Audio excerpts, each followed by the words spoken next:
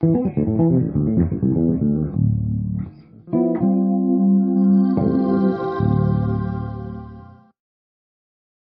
of the most overlooked concepts in developing improvisational intuition is the study of rhythm. Many are led to believe that scales and arpeggios are the only things they should practice, and rhythm is just left up to chance. Just magically appearing out of thin air. But they're dead wrong. Rhythm is the basis of all phrasing, and it's learned through analysis and practice, just like everything else. Today I'm going to teach you a cool rhythmic concept that Jaco Pastorius used all the time. So with that said, grab your bass and let's get started. A rhythmic concept that Jaco would use regularly is grouping notes into 3, 4, and 5 note patterns. In an earlier video, I broke this concept down over a pentatonic pattern. Now, if you haven't seen that one yet, then just click over here to watch that next. There's loads of possibilities to play with once you start thinking like this, which goes way beyond the scope of this particular lesson. But if you want to go really deep into this concept, then make sure to check out my 2-year bass mastery course. Now, what I'm going to show you today is how to group 4-note patterns into triplets. This is a great technique that really gives the effect that the time is actually slowed down or it's being stretched. This works particularly well when heard in contrast to 4-note groupings played in 16th notes. Now, what I'm going to do now is play a bit using this concept, and then we're going to come back and break it down. I want to point out that this is not an excerpt from a Jaco solo, but rather my ideas capturing this particular concept. Check it out.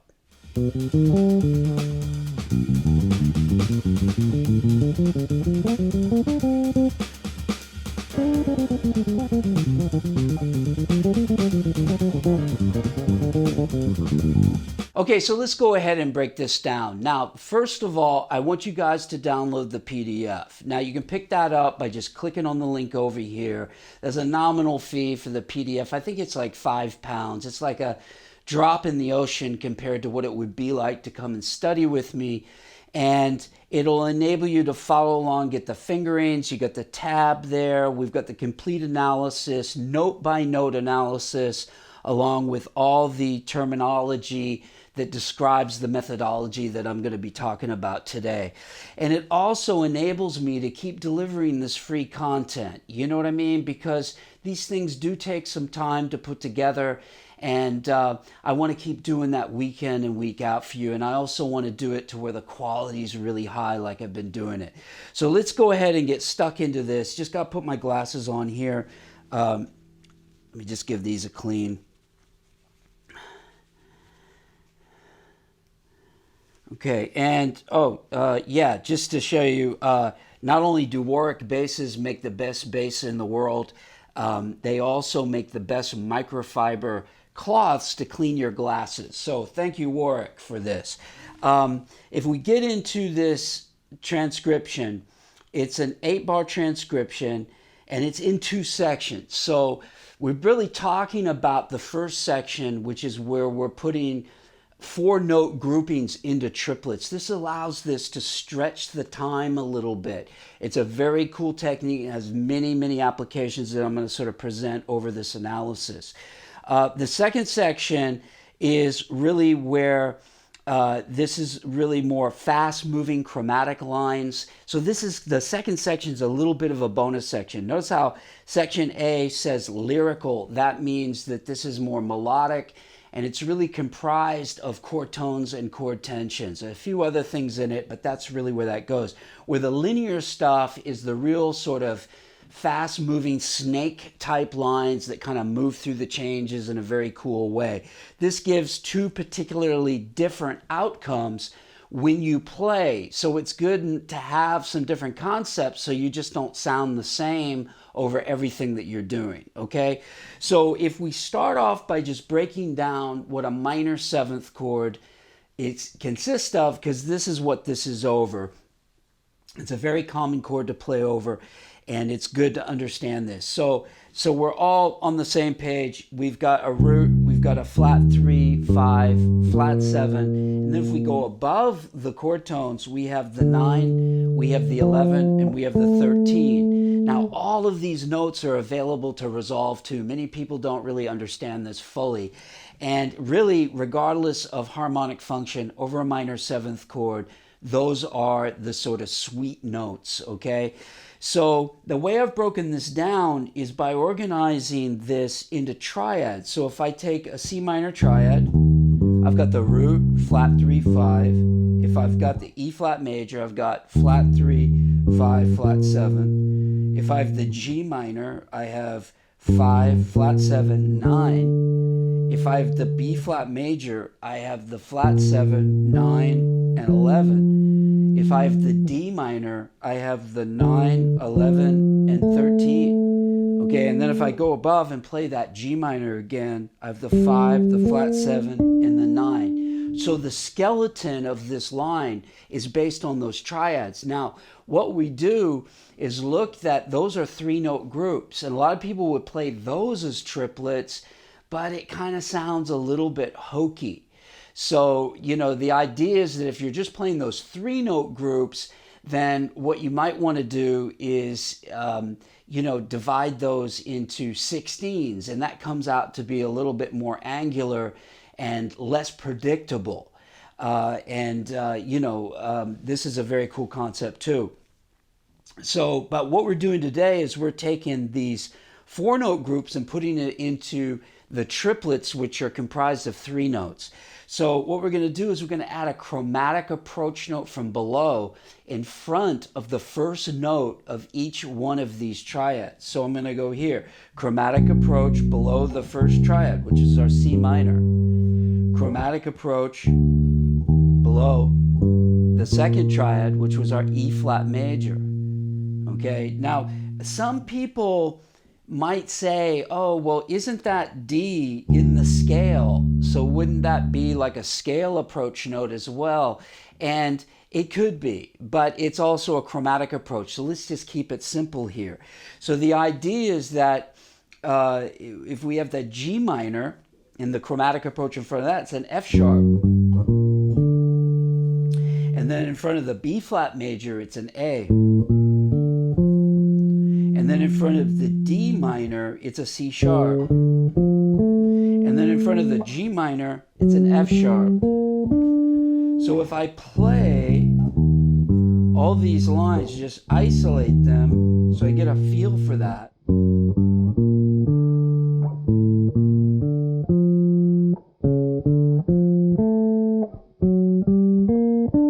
That in itself is just a good thing to practice up and down so you can get a good handle on what's going on there. So if we play this in triplets, it gives us that time stretching effect that I talked about earlier. 1 triplet, 2 triplet, 3 triplet, 4 triplet, 1 triplet, 2 triplet, 3 triplet, 4 triplet, 1. Okay, so that, if you pick that up from the second bar in the analysis, that's what I'm playing. And if you look at that analysis, it's what I've just gone through. Now notice that there at the bottom of the PDF, there's a legend that shows you how I'm annotating the chromatic below. Chromatic below is a C with a minus symbol after it, and a chromatic above is a C with a plus symbol after it. So that has gone through chromatic below, the root, flat 3, 5, chromatic below, the flat 3, the 5, the flat 7, chromatic below, the 5, the flat 7, the 9, chromatic below, the flat 7, the 9, the 11, chromatic below, the 9, the 11, and the 13, chromatic below, the 5, the flat 7, and the 9, and then I resolve in the next bar to the root. Now in bar 1, I'm just using the first idea as just a sort of intro phrase to, and then resolving to that 9, which is very lyrical. So, and you can hear how that sounds very Jaco, kind of similar to the invitation idea, but different. But you'll hear him playing those type of ideas all the time on things like Used to Be a Cha-Cha, Havana, these type of ideas are, he loves the tensions and the resolving, and it really makes it super melodic to kind of implement those ideas. And after a while, when you kind of know what's available and you know where it is on your bass and you know where it is in relation to what you're playing, you can kind of improvise that on the fly and sort of, come up with these really lyrical and melodic ideas, which is very cool. Now, going into the second section, this is where we get into the linear stuff, which I love. It's these long flowing lines, a la people like Hadrian Farode and Michael Brecker and Mike Stern. This type of ideas I just love. And they're hard to do because a lot of people try to do this type of thing and they play a bunch of scale sequence patterns. So if you really listen to the guys, the most valuable players, they're not just playing scales. There's some scale things in there, as you'll see, but it's not just a bunch of scales going up and down or in like 4-note groupings up and down, it's different. So the thing is that if you look at what's going on here, we start up at this D. And some people might say, oh, it starts on a 9. But no, because it's a chromatic line. And this is what's called a double chromatic above the root. So you can see that DC with the plus sign after it underneath those two notes means double chromatic above. Then it's going to a chromatic above and then resolves there to that flat 7. So it brings this, basically it's a chromatic line, and the chromatic line takes you all the way down to that A flat. Now, as far as an analysis goes, when you hit that A flat looks like a resolution, but it isn't, because on this chord you can't resolve to a flat 13. That's like arranging 101. If you went to Berkeley and studied arranging, you'd learn that in the first year of your study, that you cannot resolve to a flat 13 over a minor 7 chord. So the idea with that is that I'm going this double chromatic down to the root, chromatic down to the flat 7, then a double chromatic. Now, this is what's called a staggered approach, because that A flat is going up to the root, then the flat 7, and then back down to the 5. So where that double chromatic, where our ear heard that going to, was resolving to the 5. But we're kind of going round the corner, and then we're getting there to the 5. So that is what's known as a staggered approach. And, you could study a whole 6-month course on really going into all the variables of how you can do that.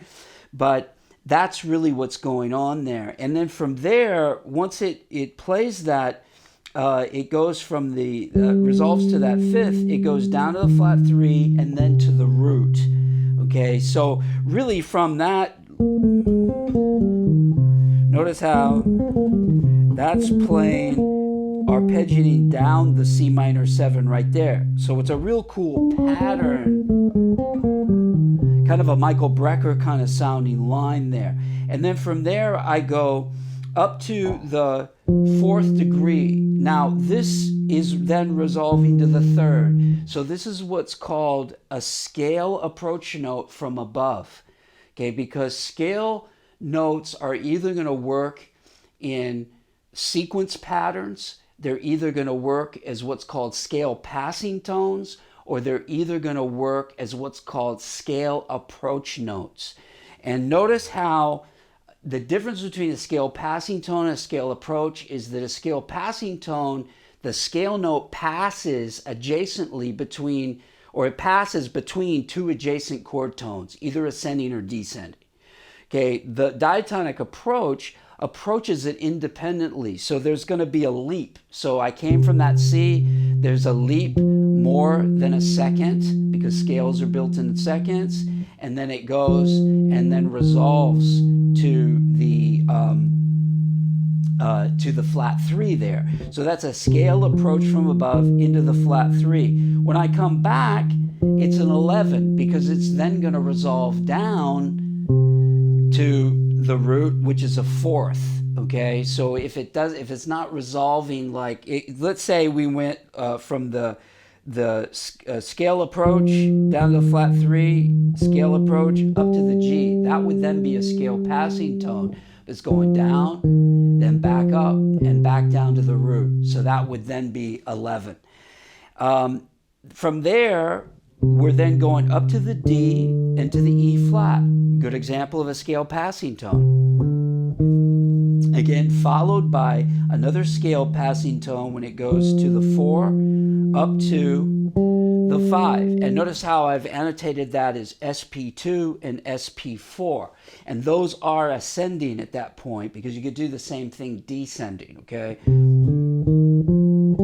Goes up to the 5th, and then finishes on that flat 7, okay? So the next note is going to be the scale passing tone from the 7 down to the 6 down to the 5, okay? And then from there we've got a double chromatic that is resolving to the flat 3, okay? Now from here I go up to the 5, and here we have another staggered approach, because it goes to the F sharp and then plays that D and then plays the F. So the F sharp is really being heard as a chromatic approach down to the F, but I put in that little note there. So again, it delays the resolution, okay? When I go into that F, which is the 11, okay, what happens is that I'm going down a G minor 7 arpeggio, which is going to be the 11, the 9, the flat 7, and the 5 of the C minor 7. So this is super important. You can see how this works as like a harmonic superimposition. This is another thing Jaco used all the time, superimposing different chords over different chords, and that's exactly what that is, okay? And then it goes up to the root, down to the flat 7, root, the 5, then it goes chromatic approach from below into the flat 3. Another example of how a chromatic approach can also be a diatonic note. So, that could be arguably called a diatonic or a scale approach from below, but it's also a chromatic approach, and there's not one for the other that's right or wrong, when it has those dual functions. If you called it one thing or the other, then they're both right in a sense. So I'm just calling it a chromatic approach into the flat 3. Then it goes to the chromatic approach from below, and then a scale approach from above into the root. Now, just to let you know about this, there's just so many combinations that you can go through. When I studied this type of stuff with Charlie Banakis, I spent about a year going through all these things. I mean, it took ages to go through all the different combos. But, if you have this chromatic from below and chromatic from above, or chromatic from below and scale above, or really any way you want to combine it, that's really constitutes like that delayed resolution. So, when you have this idea where you've got, and you can see that this is like almost a jazz cliche in a way, because it's used so much, but it really is effective and sounds nice. Coming back down from that, so I'm going again, chromatic below, scale above, into the root, okay, then 5, then 11, and then I go down to the chromatic from below, flat 3, and then resolve on the 5. So this is really an effective line.